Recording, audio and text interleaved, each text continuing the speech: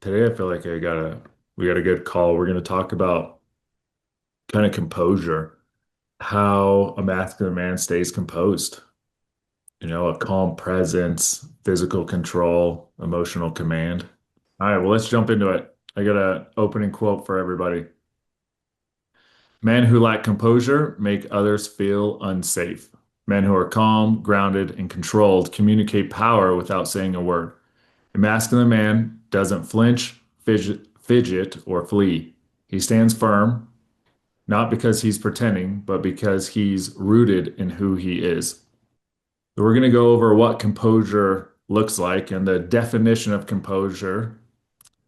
Composure is physical, emotional, and verbal stillness rooted in confidence and self-control, which is the exact opposite of nervous energy, constant movement or talking, emotional reactivity, or being dominated by your environment or others.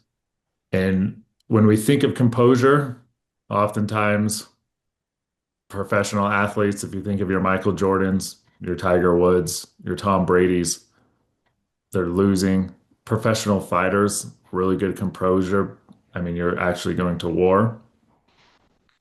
And how do we, as just in our day-to-day lives, work on our composure and the way we present ourselves? And we have to understand why this matters. We have to understand why this matters because it signals strength. A man who doesn't flinch under pressure is a man who everyone will watch, everyone will look to. You build trust within your wife, your children, your team. They follow what is calm in times of chaos. A man who is composed, he brings peace. The world can be very loud, and a composed man is refuge for your family, for your community. And a composed man reflects self-discipline. You're not ruled by emotions or impulse. We've all heard that saying, the loudest man in the room is usually the weakest. How many of you does this kind of resonate? Does this make sense? I mean, I think it was on a call where we were talking about, think of just the movies, James Bond, the way he introduces himself, the way he is composed throughout those movies. Is all this making sense though when it comes to composure? Yeah. And then there's a lot of physical cues when it comes to composure as well. Your stance. The way we stand has a lot to do with our composure and the way we are presenting ourselves. So are we standing with our feet like firmly planted and shoulder width apart? And are we not swaying? Nervous sways, looking like you're ready to run. If we think of the animal kingdom,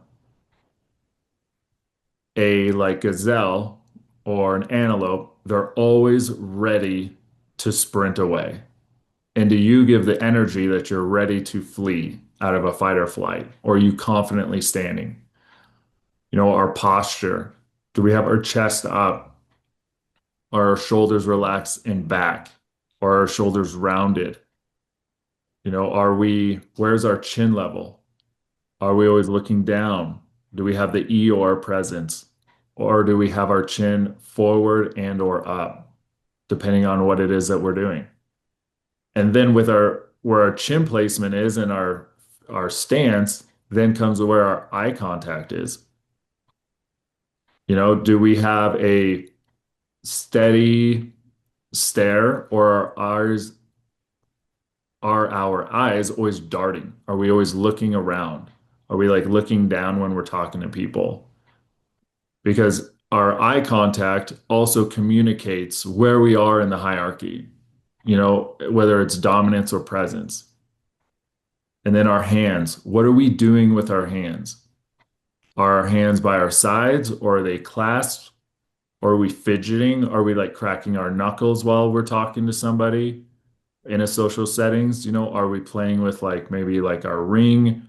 Are we fidgeting with our watch? Do we have our hands clasped behind our back? All of these are just signs of like how composed we are, how confident we are in our situations. And then facial expressions. Are we calm? Do we have a slight smile? Do we have like a neutral expression? Are we oogling over the person we're talking to? Maybe we're talking to someone who's famous. Like, are you oogling over them? Or are you calm, slight smile, neutral face? And then our voice. The way we talk also has a lot to do with how we present ourselves, how confident you are. Are we talking slow? Do we have a low voice? Are we talking clear? Are we using filler words? I often use filler words. I use a lot of so. And that's something I'm working on. And then our movements overall, are they intentional and not rushed? Are we slow to move and make decisions? Because if we think about it, you move the way a lion walks, which is never in a hurry. And then another quote for you guys is when a man is calm, he controls the pace of the room. How many of you guys, of the social cues that I mentioned, are things that you were listening to and were like, you know what, this is something that I could work on? This one right here, or I notice that I'll fidget in the presence of XYZ. Like how I pointed out, when it comes to speech, oftentimes I'll get caught up in filler words. Did you mentioned clasping your hands behind your back? Is that a sign of weakness? No, so if we have our hands clasped, like let's say you're at a wedding and they're like, all right, man, put your hands behind your back, Yeah, clasp them behind your back. That's actually a sign of confidence. yeah, that's what I was thinking. So Yeah. I wasn't sure on, yeah.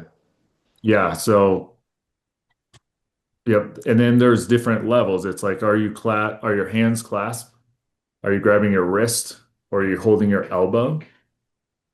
Sometimes we'll see like little kids, they'll reach up almost for their elbow versus their hands when they're engaged with their arms behind their backs. Hmm. All those, it's so interesting, like the psychological differences between where we have our hands placed when we're Hmm. standing and talking. Yeah. So I will often do the behind the back.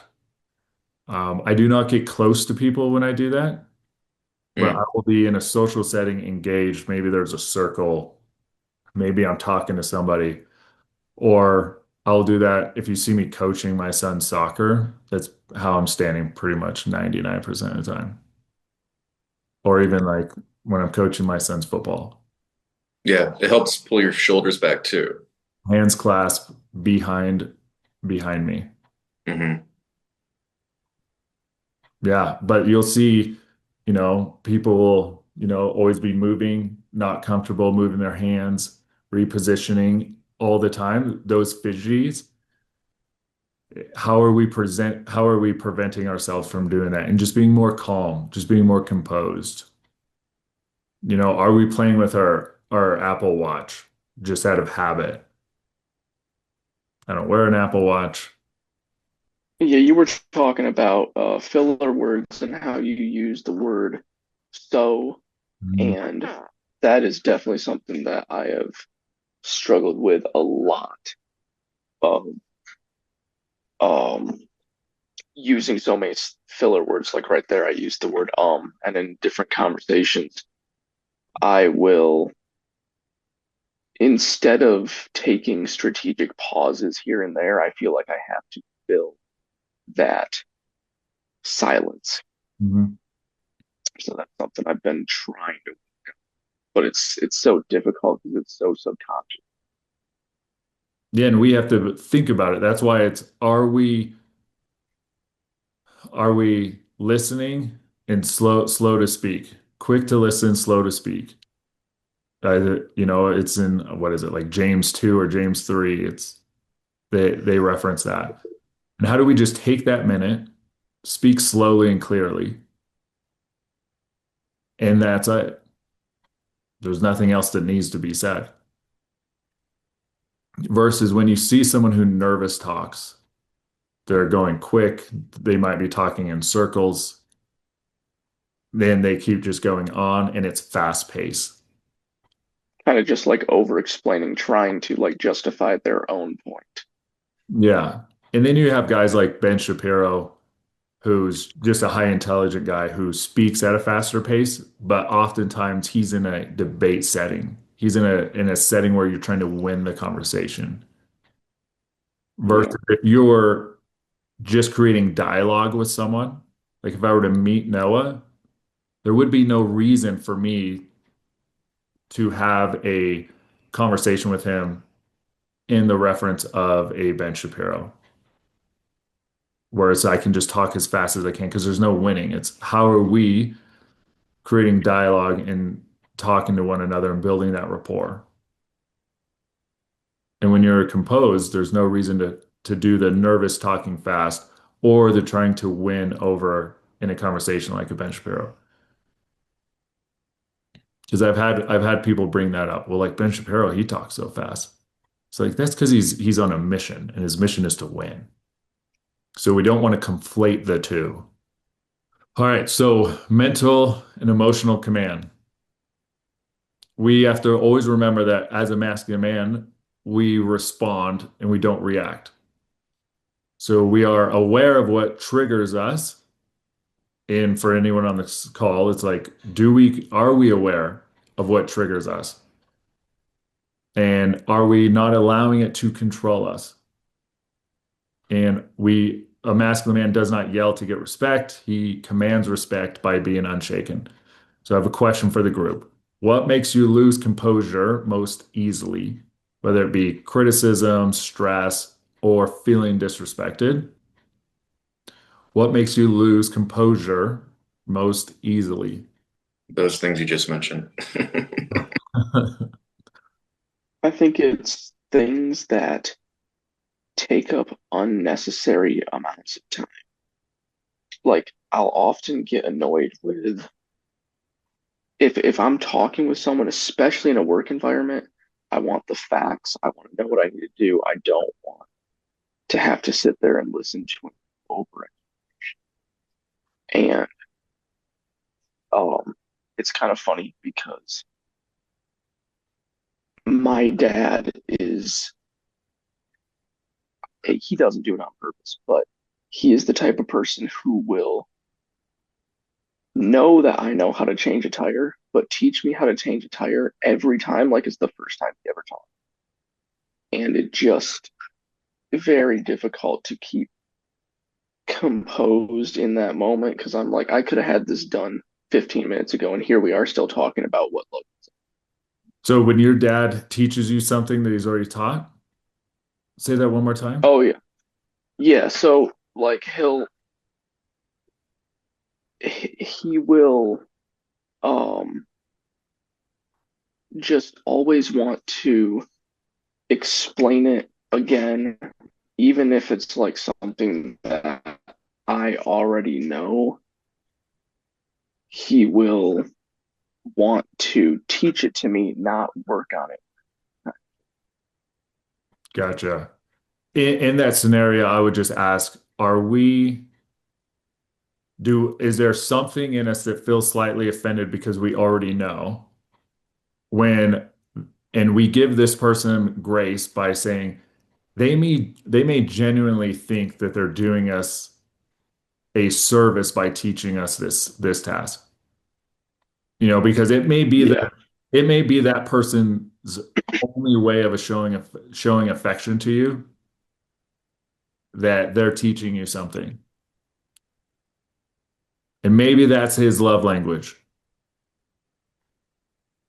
I would just give him grace in that sense. yeah. Okay. Yeah, Is that your father's love language? very much so. He does that with everyone and everything. That's just kind of how he works.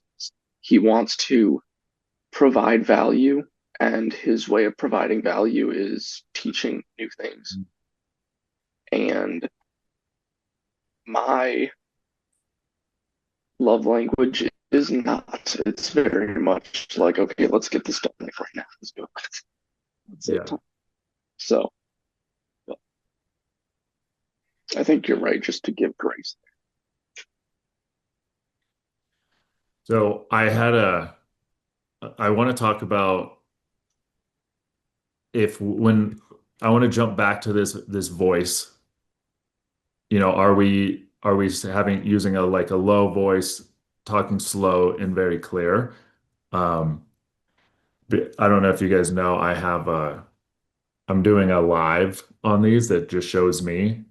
And I had someone ask about like, what about when we change our voice to an intimidating voice, maybe in the household and not necessarily mean it? Have any of you guys, because we got fathers on here, almost felt that you went to this intimidating voice in the household at some point? Just get a head nod. Okay, we get a head nod. So we have to realize like we all have had children at a very young age. Again, I have children. And are we getting this intimidating voice in order to get a point across to them? And is it out of our own frustration? And we have to realize that children at a certain age, just with the neurological development, you can have ask them up to 4 times without them actually truly hearing what you're saying, just the way that their brain is working. And if we often use this intimidating voice, it can come across to this child that they control our emotions because they can do something or trigger something in us that causes our whole demeanor to change. And we can't allow a child to realize that they have a greater impact on our emotions than that we have control of our own. Because it can lead down that way, especially if we start using the words, you made me do this, or I'm angry because then that's just like 100% that child realizes I can dictate their emotions. And is there an aspect of us being firm? Yes. But when it comes to the way a masculine man or a confident man presents his voice anywhere in the household or uses an intimidating voice, I would almost speak slower, calmer, and more direct without the voice fluctuation. And if we think of a fighter's mentality, if you're supposed to be the better fighter and you're down a round or two, you don't get more angry. You actually hone in your game plan even more. So there is no need for that like level of intimidation, the intimidation voice. That's what we'll use almost as like that shield of not knowing what to do next by staying calm, cool, and collective, if that makes sense. Hopefully that made sense for anyone on here. Okay, so next question for you guys is what is your typical reaction and what would calm, composed version of you do instead? I think my typical reaction, I think some of it comes, um, I get stuck in a pattern of, it's self-destructive in the fact of like, you get in these certain patterns where you feel like, sometimes the only way it seems like that the kids listen, you kind of set up that standard of, if it's not until dad raises his voice that we start doing something, and then I think that's exactly what you're saying about it, kind of controlling it and controlling my emotions and things like that. You give them that power. Um, and so yeah, it's kind of self-destructive because then it like once it gets to that point, it's heightened, and then everybody's like annoyed and everybody's mad at each other or whatever, and so then it's like it just perpetuates the same action. It's like then they're upset, you're upset. It's like goes back and forth. So I think just keeping that calm, cool, and collected obviously is something definitely that would be much more peaceful and much more positive overall in the tone of the home, I think. But then it's like it's almost to the point where like you get ingrained in those patterns if it seems like that's the only way that anybody knows like oh shit, now it's real, like, and but it's destructive, Mhm. I don't know if that makes sense. What I No, it does. And one of the things that we have to come to realize is that if we are the head of household, we're leading our household in the most masculine, godly way, then, and we're a man of honor and we do what we say we're going to do, our children will understand that we mean what we're going to say, or anyone in the household, that we mean it the first, second time we say it, and not that we have to get angry. And that's finally when we're holding them accountable. Like with my sons, it's like, hey, if you don't have to pick up your cars, but if you don't pick up your cars, we're not going to soccer. And they know dad will leave them at home. And then they could try to run out and it's like, nope, face palm. I told you you're staying, bud. And it may suck, but guess what? It sucks not taking what we say serious. Because all the parents on here or parents listening, how many times have there been where we will ask them to do something and tell them if they don't, consequences XYZ, and we don't follow through. So then are we actually a man of honor who does what we say we're going to do? And it can be just one time and they'll know they'll break. They'll give in.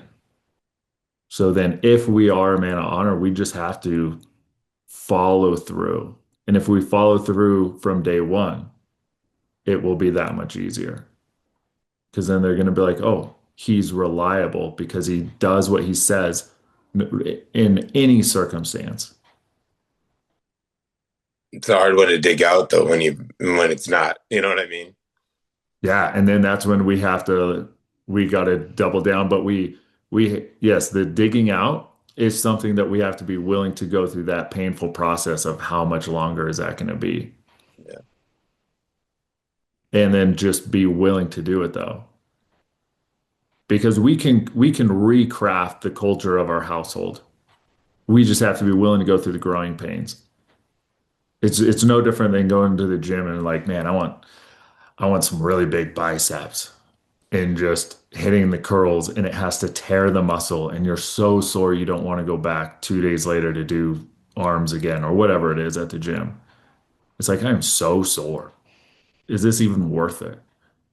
And you're not seeing any progress for weeks. And then after a while, you're finally starting to see some progress in the gym, but it's painful. So it's like, are you willing to go through the same thing to recraft the culture in your household? And most men, we get complacent. We get into a place of this is just how it is. You know, life doesn't get any better, but it might not get any worse, but it's not optimal. And at the end of the day, us as men, we have to make the decision on we can live the most peaceful, magical, have the best life possible with our family, or we can just be men of quiet desperation. So I got some situational examples to ask you guys. In your marriage, how do you show up when your wife is emotional or disrespectful? And because one of the married guys jumped off, I guess this is all on you, Noah. I mean, I would say I struggle. Again, it's kind of a unhealthy long term stuff that we went through, and still trying to struggle to get things right. But yeah, it's definitely it's hard for me. I don't think I necessarily am proud of the way that I handle it a lot of the times. It's still a work in progress and something that I pray about and work on a regular basis, but it is definitely a struggle for me. Um, I just really get defensive and kind of shut down, um, which then pretty much ends all, hope at repairing things in the moment. Mhm. Yeah, so in my marriage, very early on, when my wife would show up emotional, I would dismiss her emotions and tell her, you shouldn't feel that way because I don't feel that way. Or it would almost be like, you should take your emotions and do that stuff outside. And she had no emotional safety and security in our house. I would, I would just tell her, you should not care. This isn't that big of a deal. When you're essentially telling for me, I was essentially telling my spouse that there was something wrong with her. Then come to realize us men and women, we're completely different. It was just the immaturity at the time on my part of not allowing her to feel safe and secure and even expressing her feelings and her emotions. And then I had to learn eventually, because you guys have all probably heard me say, a masculine man guides his wife through her emotions, leads her through those, and we support her through them. And it's completely changed our relationship because I used to almost steamroller in a sense of like, it doesn't matter. Who cares? You shouldn't worry about this. It's not a big deal. But at the end of the day, that does no good for the marriage. It did no good for ours. I would just go into my office, come out, are you good now? But like maybe I just need to give her a couple minutes. And it was that thing where it's just bottling it up. And then it's like it just ends up being something bigger. And it's like shit. But now that's not a problem, which I love because she can actually come to me with anything. I will see anytime her emotional anxieties start to like rise just a little bit. And then I can just be there to support her before it turns into something big, before it actually turns into an issue. And oftentimes I'm aware of what it is, and I'll ask her, like, hey, is it XYZ? And she's like, yeah. And I'm like, I can tell. Okay, let's talk about it. This morning, we were literally out with the Bible. We were going through James. We were going through Ephesians. We were going through Isaiah. We were going through Genesis. We were going through John. We were going through Romans. We were just touching on so many different verses that applied to different things that she was feeling and different emotions that she was going through. She like literally about 2 minutes after we were done, she like came and was like, "Hey, thank you." She was like, "You're a really good coach." And I was like, "I'm not trying to coach you. I know you don't want you to feel like I'm coaching you." She goes, "No, no, no. I don't mean it that way, but it was really good. Like, thank you. I needed that." And it was like, sweet. That's part of me. I used to not show up for my wife at all. So Noah, don't feel bad. Now that we're the only married guys on this call, we got some single guys. So for the single guys, question for you. When you're in conflict, do you escalate or do you slow it down? I always try to slow it down. Mhm. Um, Sometimes it's difficult though, because I feel like I've been in situations where I try to slow down the conflict, and by slowing it down, it starts to escalate it. Um, my younger sister is 19, and she just graduated high school, been homeschooled all her life, and doesn't really have, um, I would say, the most social background. Um, so she's 19, but still is very much going through like puberty emotions. And so her and my dad are always at each other's throats, like all. And so I came back from work a few nights ago, and I was in the kitchen making dinner, and they were just going at it. And my sister will get very defensive and like try to throw my dad out of his own house, and then get mad when he tells her no and this and that, all these things. But I very quickly recognized a pattern because I've seen their fights like this go on for hours. And so I tried to begin calming it down, which initially did not work because my sister then started pulling me. But I just kind of just listened to her, heard her out, and then I ended up talking to her in a different room for around an hour and a half, guiding her through how instead of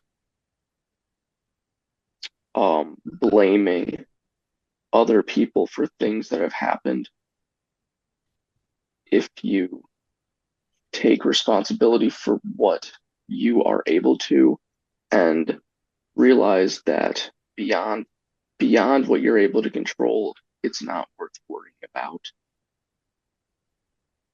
It becomes a lot more freeing to be able to control your emotions like that. And so I was able to help her de-escalate, and by the time we were done talking, she was in a lot better state um, before bed. But so there's, I feel like it could go both ways, and sometimes I try to overhelp when I should be listening, and sometimes I listen when I should be helping. So it's a lot of trying to navigate the situation in the moment that gets difficult.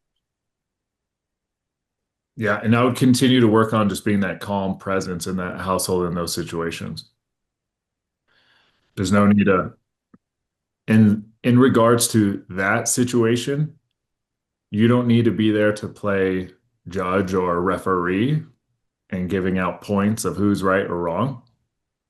I would just try to be the calm deciding factor because you got to think as men, we have to be strong enough that our family can lean on us in hard times and be the strength in the family that your dad and or your sister are looking to you for guidance, looking to you for that calm energy. So I would keep, John, I would definitely keep working on that. And then Okay. one more question. When we are in public, do people feel that you're grounded presence, or do they feel like that you're going to just disappear onto your phone? You know, how are we presenting ourselves even in public? That's something I've started working on recently is being more comfortable not being on my phone and actually being present in the moment, Mhm. especially if it's in like an awkward situation where no one's really talking. The first thing people do is grab their phone. Or like even if two people are walking past each other in a hallway, someone or both of them will grab their phones and probably not even be doing anything on their phone, just scrolling from one page to the next. Mhm.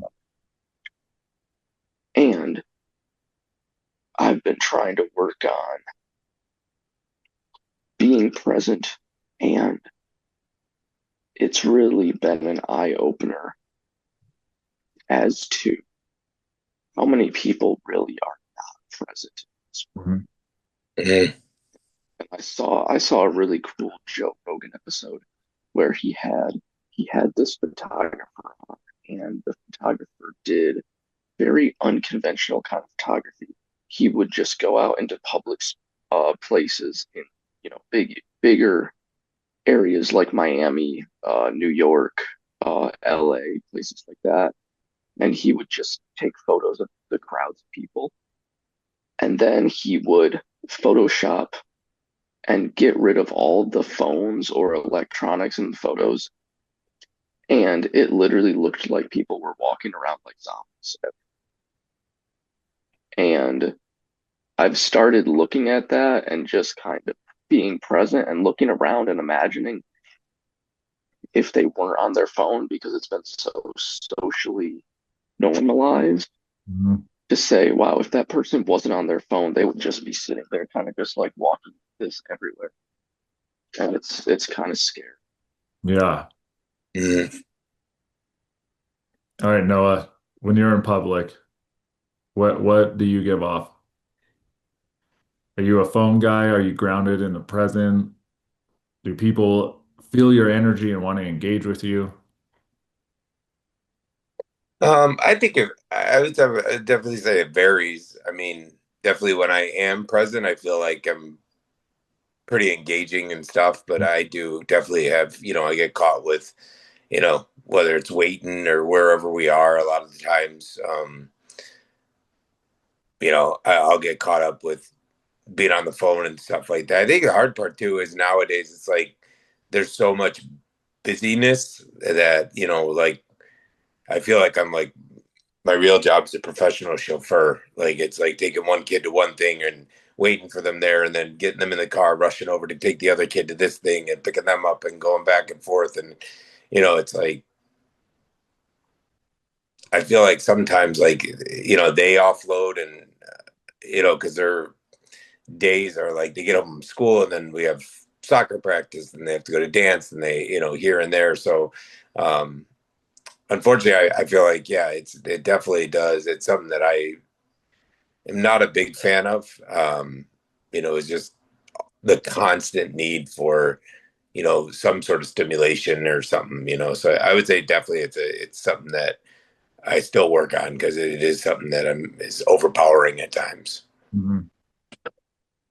But I think when I do have that opportunity, whether it be, we're doing something together or something, um, I try to go for a bike ride and, you know, with the kids or whatnot, and definitely make that not part of it. I try to kind of incorporate as much as I can where they're forced to get off of that stuff. I'll be like, just leave your phones inside or, get outside, go to the pool, something where it's more nature or, something where you can not have that constant distraction. Yeah. All right. I want you guys to think of one of the social cues that you guys can work on this week. And then I also want you guys to all practice composure this week, just being a little bit aware of like every time you walk in the room, do you pause, plant your feet, scan your surroundings? How can we all speak about 20% slower than we normally do? Are we keeping our hands still during conversation? And do we maintain eye contact until the other person breaks it? And again, let's just pick one social cue, one emotional habit, and work on it this week. And then put it in the school community, what you worked on. I'm going to do a recap of this with some biblical verses to support it all, put it in there, and then comment on whatever you've been working on and how it's gone. Sound good, guys? Yeah, absolutely. I Yeah. appreciate you guys all jumping on.